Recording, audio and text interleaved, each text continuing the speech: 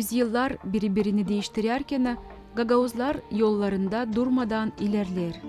Değişir yaşadıkları topraklar, komşular ama yüzleri, adetleri, dilleri korunarak yeni boylara becerikli geçer. Kendilerine yeni hem yeşil bir köşe, güzel bir memleket düzerler. Günümüze kadar kimliklerinden hem gururlarından yetişirler. Gagauzlar çalışkan, Gagauzlar hesaplı, Gagauzlar beğenirler kimsenin cenk etmeme ama yaşama öyle dostlukta hepsinden hem de belki bundan önemli de yoktur. Gagauzlar bu toprağını nerede yaşayarlar onu çok severler. Eski tarihte kalan büyük kayıplar, cenkler hem göçler acı seslerini tekrar işittirirler Gagauzlara 20. asırın belalı olaylarında da. Kendi yurtlarında yaşamak sırasıyla giderken 1979. yılda Afganistan'da başlayan cenge Sovyetler Birliği kaldırırlar Gagauz gençlerini de. 10 yıl süren bu ağır savaşa Gagauz köylerinden 557 asker yollandı. 1989. yılın küçük ayın 15'inde cenk bitti. Afgan topraklarında kalmadıydı artık bir de Sovyet askeri. Ama kapıda çocuğunu bekleyen Gagauz anaların yaşları büyünde hiç kurumayır. Gagauzya'dan askerliğe giden 16 genç olan canını usluluk için verdi yabancı toprakta. Bir asker için de haber alınamadı.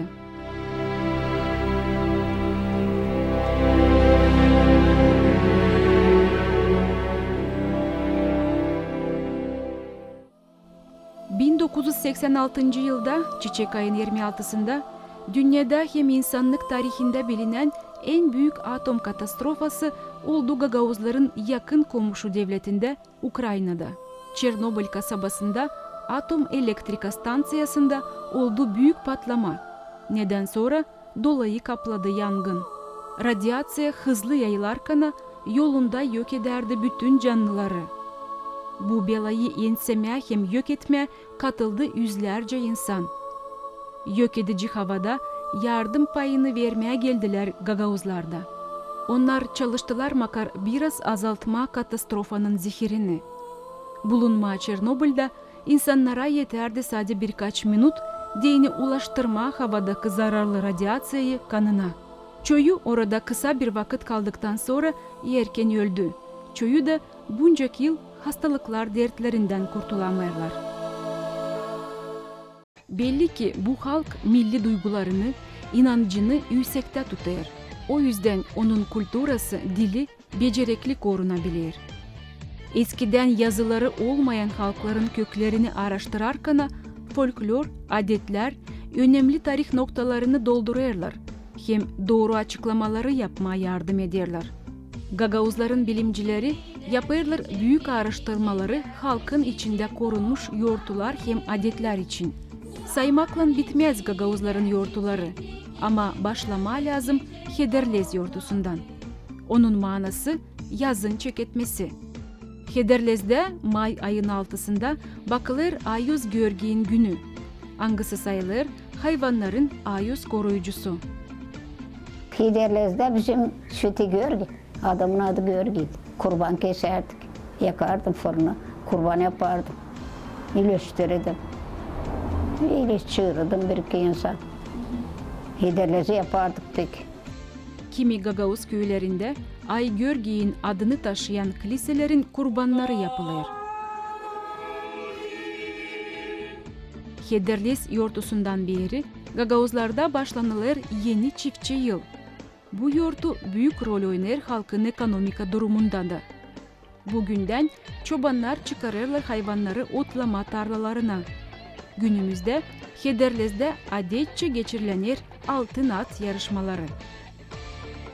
19 yıl biz yaparız burada bu yortuyu. Pek çok insan toplanır Moldova'dan hem Ukrayna'dan. 5000 kişilerden burada toplanır doz dolay. İleri biz yapardık bu yortuyu. Sonra bizden örnek aldılar. Tvardica'da yaparlar. Petropavl günü Taraklı'da yaptılar. Somal'da örnek bizden Komrat, Kasım günü yapar. Çimişli'ye yaptı geçenlerde. Şimdi bu pazar olacak Bessarabka'da. Yavaş yavaş biz yetiştik Moldova'nın ortasına. Bizden çok satın alırlar kule. Tay. Уже severden var. Suk taraftan. Drokya, Straşelny, bu yana doğru Kişinoy dolayından altılarla satın da sayarman onlar da gelecekler yarışmaya. Gagauzlarda hederlezlen bir uğurda Kasım'ın 8'inde kutlanır Kasım yurtusu. Kasım'da Ay Dimitri günü de bakılır. Sayılır çiftçilik yılın bitkisi, kışın çeketmesi. Bugün de artık toplanırlar tarlalardan hayvanlar, sabiler ödeşerler çobanlardan. Biter güzlüklerin ekilme zamanı da. Kasım'da da kutlanır kimi köylerin kilise kurbanları. Özellikle kimin ailesinde var Dimitri, kesilir kurban sağlık için. Gagauzların vazgeçilmez ekmek fırınları her evin yönemidir. Bir ailenin haftalık ekmek geçinmesini mamular, maliler kızgın korlar üstünde pişirirler. Hiçbir koruyucu katkı eklemeden bu ekmek somunları sofranın üstünde iyisik olmayır.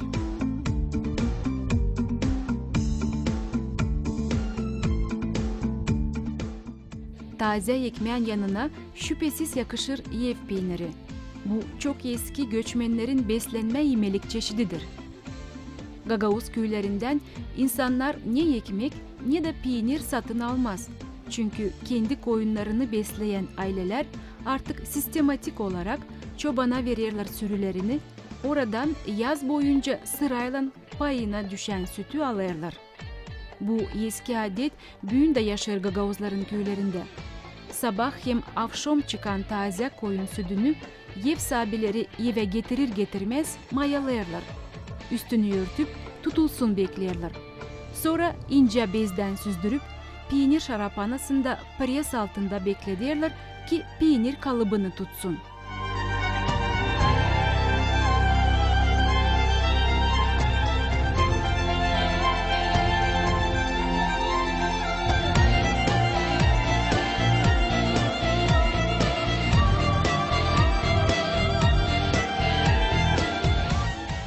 Peynirin yapılması burada aşağı yukarı bir türlü prosese göre yapılır her bir ailede.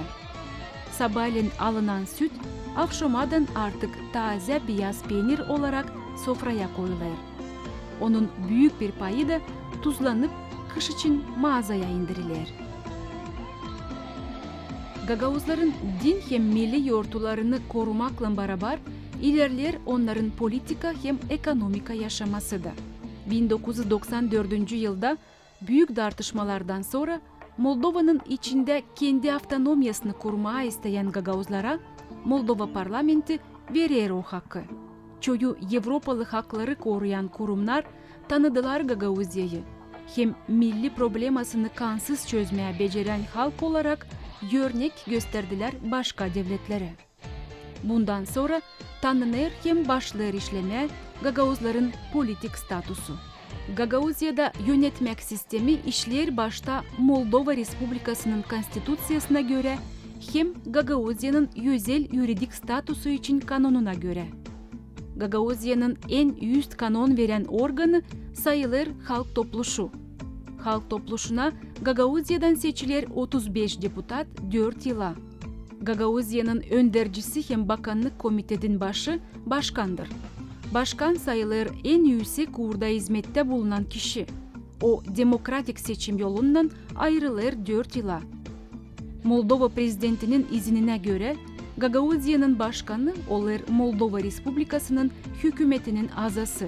Yerindeki publik kuvvetine girerler bölge administrasyaları hem primariye nasatları. 1995'ten 1999 yıla kadar başkanlık sistemasında ilk başkan seçilir Георгий Табунщик. Основное внимание, естественно, будет перенесено на экономику как основу жизнедеятельности общества и на решение тех вопросов, ради которого, в принципе, и создавалось это автономное формирование.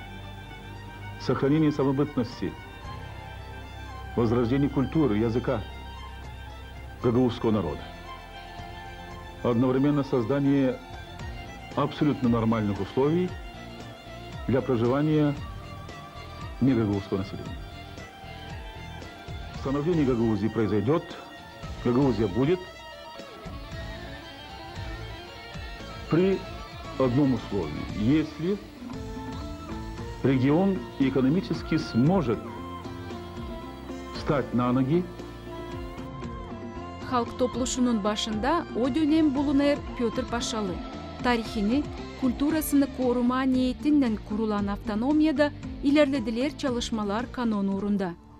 1996 yılda Büyük ayın 26'sında Gagauzya'nın halk topluşu kabul eder kanonu Gagauz alfabetini geçirmeye Latin grafikasına. Dil işler, okullarda öğrenilir, her yıl Gagauz Dili Olimpiyadası yapılır. Yeterli olmasa da kağıtlar tiparlanır. Ama bilim adamlar sayarlar hani dilinin gelişmesini hızlandıracak hem daha düzgün yapacak doğru kurulan dil politikası, işletme sisteması hem mahsus plan. Fundamental araştırmaları lazım da Gagauz dilinde olsun. En önemli bir aspekt olsun Gagauz dilinin ilerlemesinde. Hepsi metodikada, sözlüklerde onların temeli fundamental araştırmalar Gagauz dilinde. Yazık ama diyelim öyle hani halizden, derinden, yürekten böyle bir çalışmak diyen hani Gagauz dilimiz bu taraftan da araştırılsın. Ben duymadım. Şimdi çekildi intensif adımlar yapılma uğurda hani Gagauz dilinde hem araştırmaklar olsun, ne tiparlanır hem de hani araştırma kim yaptı da test çıkarır ama onlar lazım geçsinler redaksiya, onlar lazım geçsinler bilim recenziyasına. Onuştan o yufka yerleri de o işler hani vakitçe o zamandan belki daha dil üstünde görünmerdiler, tanınmazdılar, dildiler çıkmadılar yüze diyeceğiz. O vakitte onlar şimdi bizim önümüze öyle çıktılar, biz lazım onları sökelim, düşünelim. Pedalanda çok yeni laf. Gagauz dilinde, hani Türk köklerinden hani biz onları kuruyoruz, lazım onlar terminler her bir orada, her bir sferada. Gagauz dilinde var çok başka dillerden alınma laflar, pedalanıyor bunlar da. Bu problemler, o lafları lazım yerleştirme, o kuralları biz tutunduk doldurma, tamamlama, yeni redaksiya yapma ki onları bir sisteme getirme da onlar çıkırsa da islah doğru tamam bugüne göre diyeceğiz. Ben sanırım hani başka uğurlarda da işler gidecek daha iyi. Ta 1995'lerde kabul edilen kanon hani avtonomiyada bir uğurda kullanılsın 3 ofisiyal dil Rusça, Moldovanca, Gagauzca büyüne kadar yazışmalarda öğrenmekte hem laf etmekte onlar bir türlü uğurda işlemiyorlar. 2005-2014 yıllarda Moldova parlamentinde bakarak daha önceki yıllara azalır Gagauz deputatların sayısı. Bu problemanın sebebinin biri de çoğu bağlı Gagauzların devlet dilini bilmemezliğine. Ana dilimiz yortusu yıl yıldan daha geniş kutlanmaya başlar. 2012 yıldan Gagauz dilinin yortusu bakılır Protoerey Mikhail Çekeri'nin doğuma gününde, Çiçek ayın 27'sinde. Bu kutlamalara daha çok başlar çekilmeye gençler. Onlar yaparlar sokaklarda bayraklarla yürüyüş, yaşasın ana dilim, seslendirirler patriotik lozunglarını, okuyarlar piyetleri, çalırlar türküleri ana dilinde.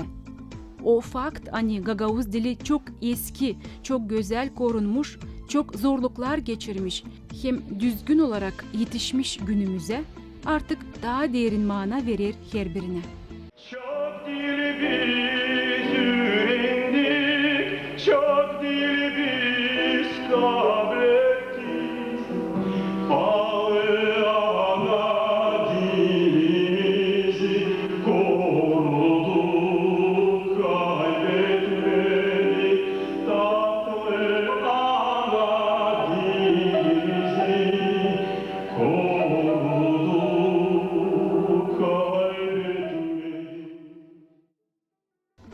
1998 yılda Gagauziya'nın halk topluşu kabul eder Gagauziya'nın temel kanununu, ulaşenie. Yapılır büyük adımlar başka devletlerle kultura hem ekonomika uğurlarında yeni bağlantılar kurulması için.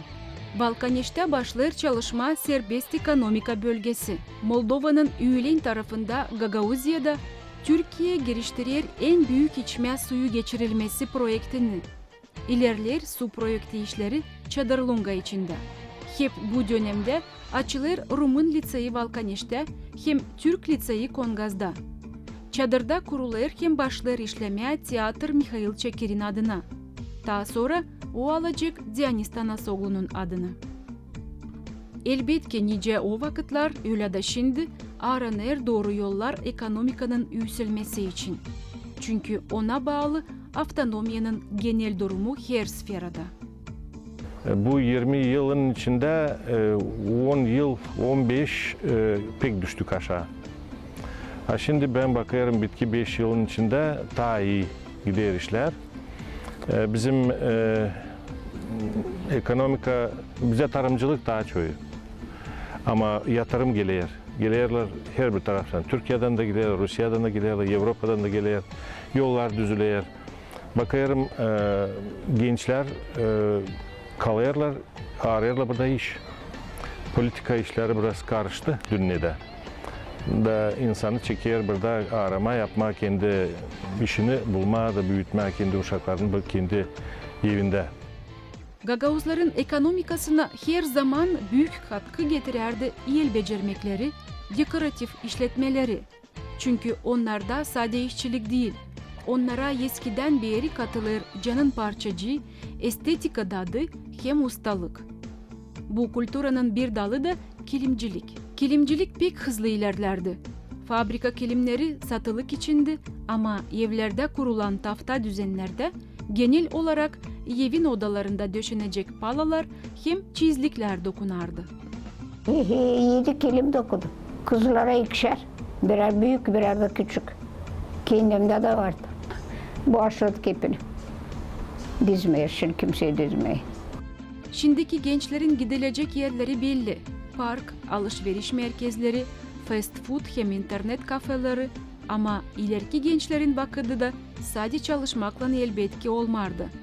Hafta sonunda onları dokuma, dikme, yapa hem iplik işleme zamanından sonra köy horusu beklerdi. Korut da buradaydı. Bizim avlular ardındaydı. Orada giderdik. Şalinkalar, püsküllü, bantalar, pelikte, boncuklar oynardık. Sonra çiçek takardık. Vererdik o çiçeği çocuğa, çocuk paralıyasına takardık. Dönerdi ondan, oynardık orada. Sonra gelir ulay ederek giderdik. Yaklaşırdı açan eve dönerdik, yer görmesin mamula. Ağulaşırlar ederdik, perdenke otururduk lampayla. Gaz yoktu o zaman. Dikerdik, daraşkada. Sovyetler vakıdında çoyu büyük köylerde hem kasabalarda işlerdi kilim fabrikaları. Angıları çıkarardılar satışa koraflı, türlü çiçekli hem figuralı kilimleri, yollukları, örtüleri. Dekoratif el işleri ustası Andrei Kopça, Komrat'taki kilim fabrikasında hazırlardı çizgi schemalarını kilimler hem gobelenler için. Onun düşünmesine göre yapıldıydı ilk kilim sergisi de. Bugünkü günlerde bu evvelki dokuma adetini canlandırma niyetinden Haydarköy'ünde geçirilenir Gagauz Kilimleri Festivali. Burada sergilenir köylerden getirilen renkli, göz alıcı kilimler. Haydar eskiden anılarmış kilim ustacılığından. O yüzden burada şimdi de ortaokuluna gezen genç kızları başladılar üretmeye dokuma becerikliğine. Daha bir meraklı dekoratif el işçiliğinden anıldı hem dünya uğrunda tanıttı kendisini Gagauz resimcisi artık rahmetli Piotr Vlah. İnsan arasında ona derdiler Petri Susakçı. Onun resimlediği susaklar satın alınardılar, bağışlanardılar, hem şimdi bulunurlar dünyanın her tarafında. Grafika çizgilerini dekoratif kabaklarında yapan Piotr Vlah, çıkarır bu janrayla bağlı bir kıyatçık. Angısının sayfalarında yerleştirilir resimli susaklar, kendisinin çıkarttığı küçük grafik ornamentleri, ekslibrisler. Bu takım benzeyen zorlukta gene çok ince yel çalışmalarını bugünkü günde var nasıl görme Avdarma köyünde. Burada uşaklar için ince zanaat evinde Mikhail Yazıcı önderliğinde artık profesyonel uğurda işleyen küçük ustalar büyür. Taftadan hem başka uygun materyallardan yapılan kompozisiyalar anlatırlar Gagauzların yaşamasından kıpımları, gösterirler adetleri, önemli elementleri. Gagauzlar arasında var çok çalışkan ama kendini tanıtmayan ya da tanıtamayan insanlardı. Kimileri tafta, kimileri deri işletme, terzi, hem daha çok meraklı becermekler sahibisi olan ustalar. Bunlar hepsi babadan oğula kalan eski Gagauz halk zanaatlarıdır. 71. yılda beni üretti bir adam. O da büyüğünde yaşar, o 26'ın doğması. O üretti beni. Sonra ben o üretti beni dikmeyim, sepi yapma. Sonra ben öğrendim dubit etme, boyama. Piotr Çaban gençliğinde çok yıl işledi devlet organlarında. Şimdi de pensiyada bulunarken durmak yok. Ba dikmek, ba arı fotolarından ilgilenmek. Çünkü çalışkanlık, işçilik bu halkın kanında var. 1999 yılda sentyabrinin 9'unda Gagauzya'nın ikinci başkanı seçildi Çadır kasabasından Dmitri Kroytar. Gagauzya'nın halk topluluğunun başına ayrıldı Komratlı Mikhail Kendigilan. Niçin biz kurduk bizim avtonomimizi? Biz isterdik hani bizim insanın yaşaması daha iyi olsun. Biz o vakitler isterdik hani bizim dilimizi koruyalım, bizim kültürümüzü koruyalım, bizim adetlerimizi koruyalım. O zamandan geçti 20 sene, 20 yıl geçti. Ben sanayım hani 20 yıldan sonra lazım, dil saati varınca ama lazım yapalım bir analiz. Ne uydu, ne uyamadı bizim avtonomiyada.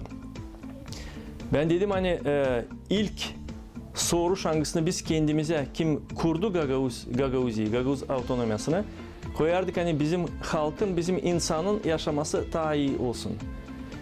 Büyün açık lazım söyleyelim hani bizim %40'ı tüm insanlar kim işçi kim varınca işlesinler onlar Gagauzya'yı bıraktılar da buradan gittiler başka devletlere.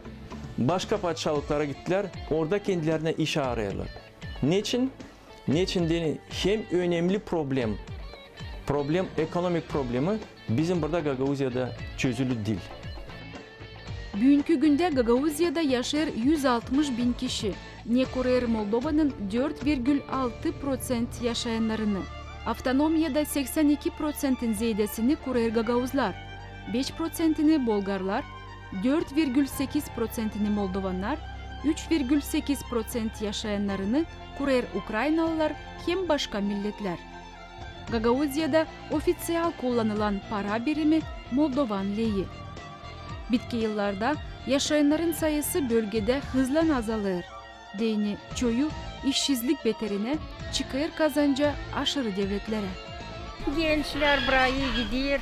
Hepsi Turçya, Uzastran gidiyorlar hepsi ziyarete. İşte Rada Gülü, da yukarı boş. 2002 yılda Gagauzya'nın başkanı demokratik seçimlerden sonra sıradaki 4 yıl için gene oldu Georgi Tabunşik. Onun doğma yeri Kıpçak köyü. Halk topluluğunun başı ayrılır Kongaz'dan deputat Stepan Yesir.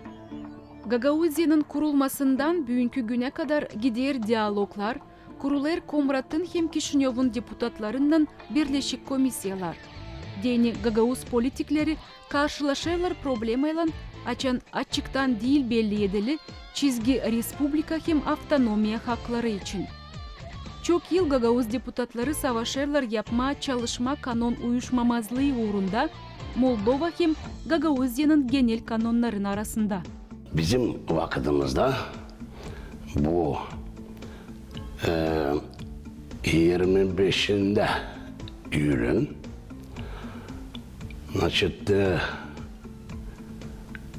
parlament değiştirdi konstitusiyi. O konstitusiyanın 110.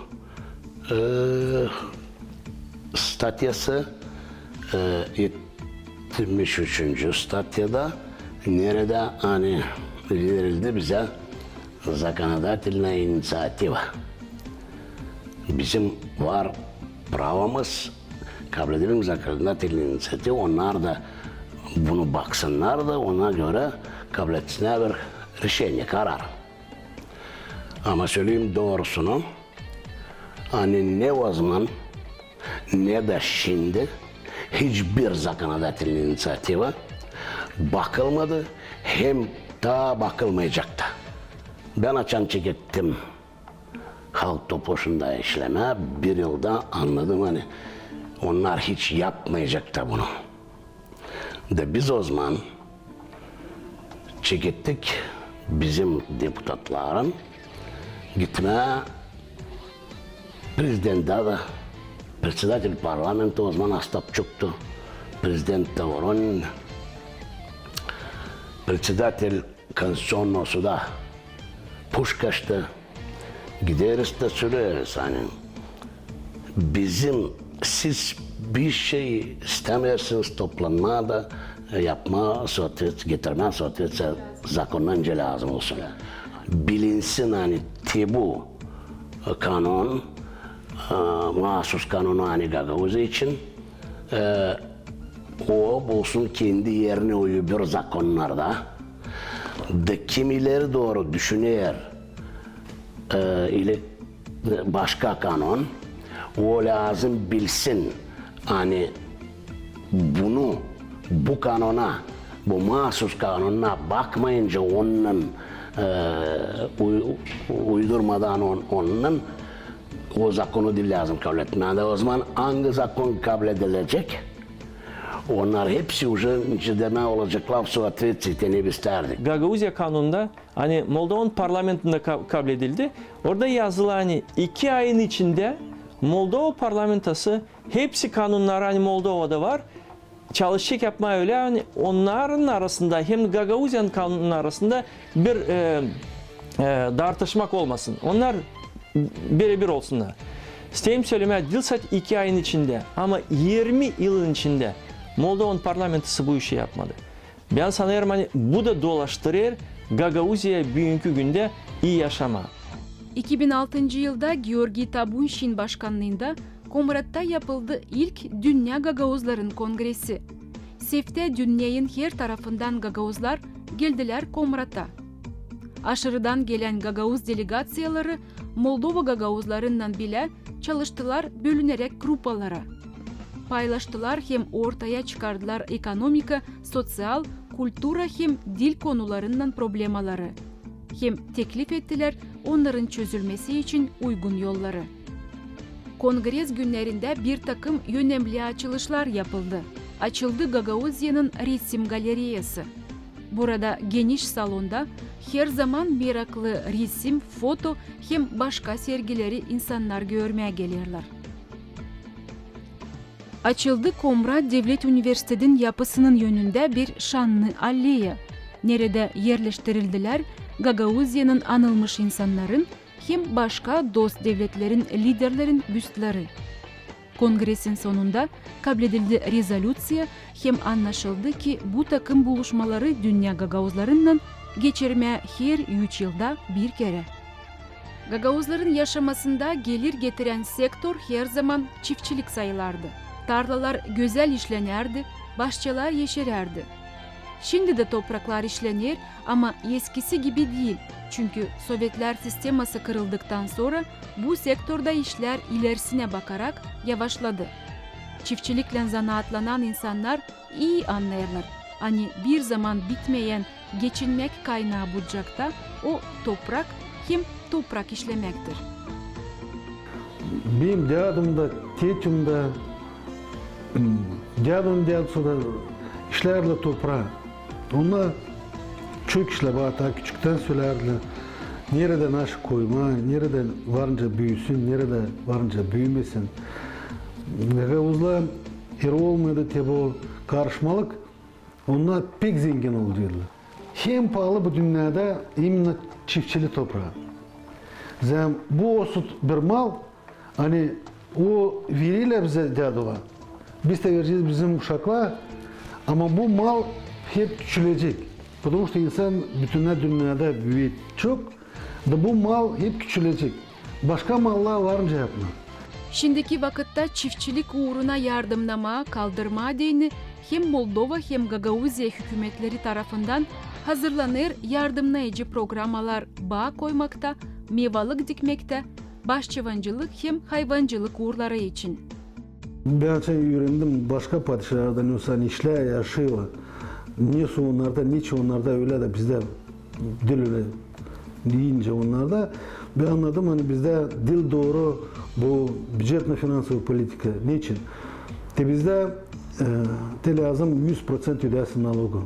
Te fermerler ödesin 100% nalogu.